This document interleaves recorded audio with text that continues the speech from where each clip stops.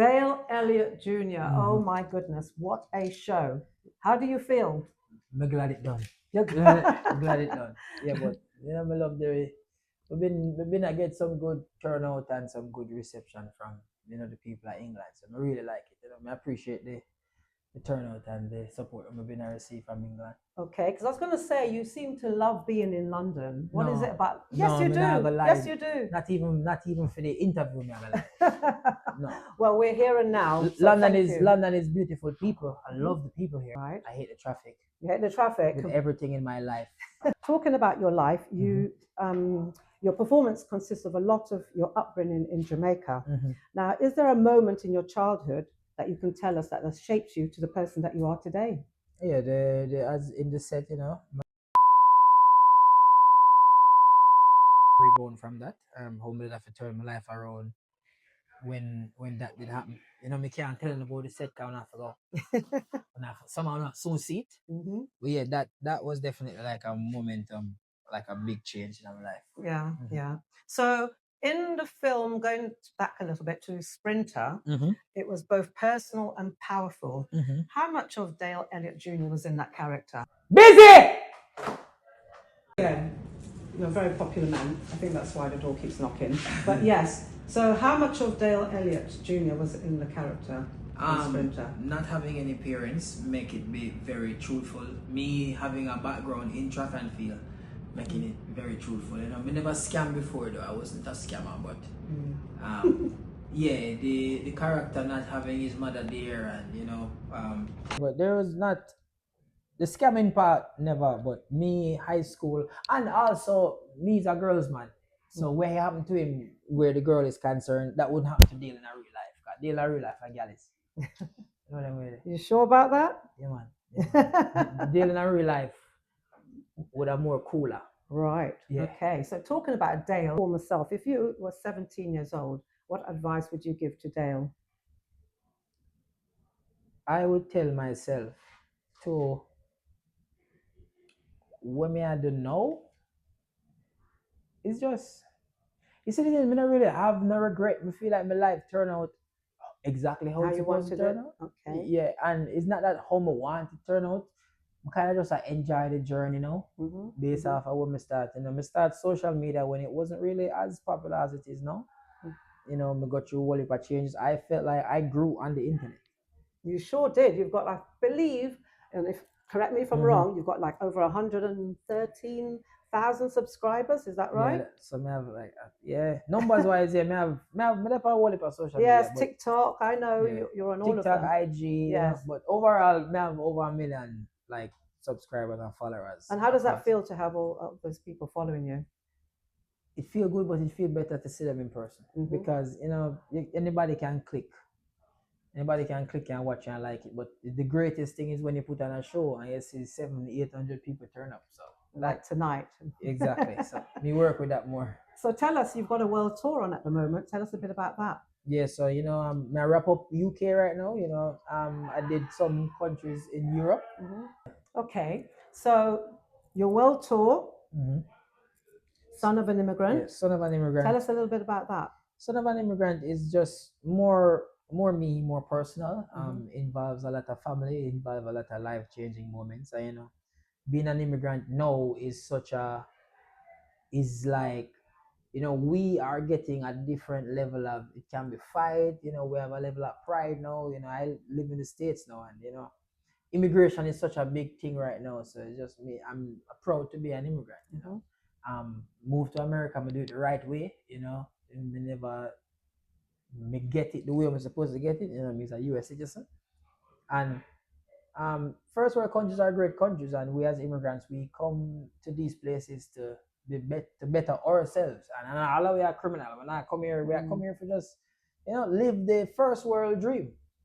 So it's a good time now as an immigrant to step out and make them know, say, yo, we there and we are so influential in you guys' societies, and you can't take away out time. If you don't take away out time, you take away the whole culture. True. And I wouldn't care we here in the first place. We never asked to come here. No, I wouldn't take way up and carry with this, so we have to work with it for the rest of our life. So with that said, when you've had a long day after working on one of your shows, What would you say is like the Jamaican With dish like that you, well, food. I was thinking food. I mean, The Jamaican dish you'd go to. so, like food. No, someone have an appetite before my show, but no, like on the show finish, me Yep. eat like some like oxtail. Yeah. Yeah. Mm. Me like listen to music though. Yeah. So like now the drive home, Mm. me I go listen to my grandmother always used to play. I mean the song was like I think to be a man. Oh yes. 'Cause I Oh, you're was talking born my a man, tune. and I Okay. deserve the right. Yes, me like just Okay, drive like go home. any other. Yeah, I won't Any sing. other. Yep, yep, yep. Mm. Okay, so My that's what you like. resistance is getting weaker. Yeah, me Okay, just okay, like so that's what wind you up. like.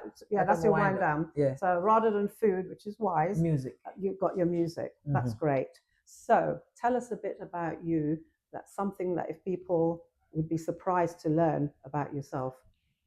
What would you say it would I be? am good in front of the camera and behind the camera. Mhm. You know, me very interested in film. Mm. I own a production company in Los Angeles where I own a bunch of camera equipment. I rent them out. I shoot my own stuff. A lot of my tour is self-funded. Mhm. I started my first 2 tours, No Hard Feelings and Bad Pitney. That's right. You were here last year with No Hard Feelings. Yeah, I went to Leicester Square Theatre. Now I come back under the Soho Theatre and Indigo. So, you know, obviously me I grow. Yep. Yeah, but I wear a lot of hats and I wear the business hat as well as I wear the comedy hat. So a lot of people would see me on the stage, but I am also involved in everything that takes place behind it. Okay, so I've got a couple of questions just left because I know there's lots of people waiting to see you. Mhm. One of them being, so as a comedian, is there anybody that you would love to work with? For instance, you know, team up with like Kevin Hart or Dave Chappelle. Maybe you've been with them already. I don't know. Tell So us. I've seen them before. I wouldn't really team up. I would like to meet them and speak with them, but I think comedy is so different where you don't really people don't really team up like that. I think people meet and we talk or we would probably do a show together. Yeah. But one of the biggest things is for collaboration. So outside of the stage, Yes. I would like to film with them Yes. or Yes. skits or stuff like that. But we're like comedy is more tricky where yes, I would definitely work with them on film and stuff like that. Of course, who wouldn't? So where do you see yourself in 5 to 10 years? Either more acting, directing, or maybe something new?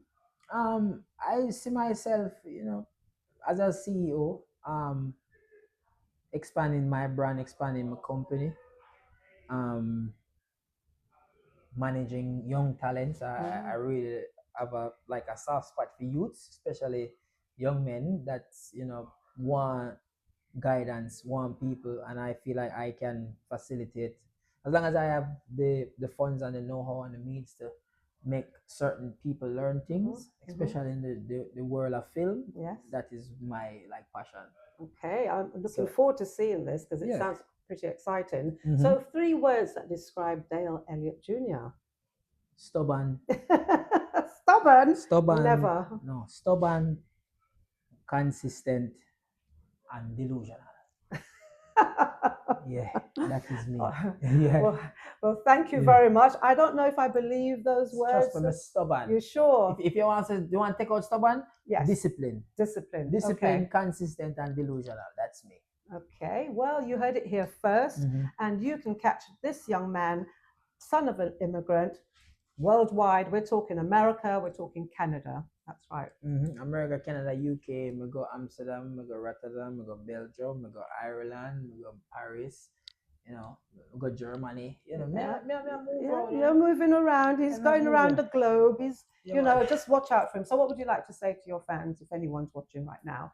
There might only be 1 or 2. I don't know if hey, people, big up on yourself, just make you know anybody can do it. You're just do it though. Time you think about it. Time I pass before you know it, you're all. Can now me at 29. Yep, you are. Yeah, and you still got a lot of time left. Yeah, everybody have one heap of time left. But as I said, we need to use the time that we have. You know? Big up Reggae Chat Global, We're there, come out and watch a show and everything is nice. Okay, thank you very much. We're out.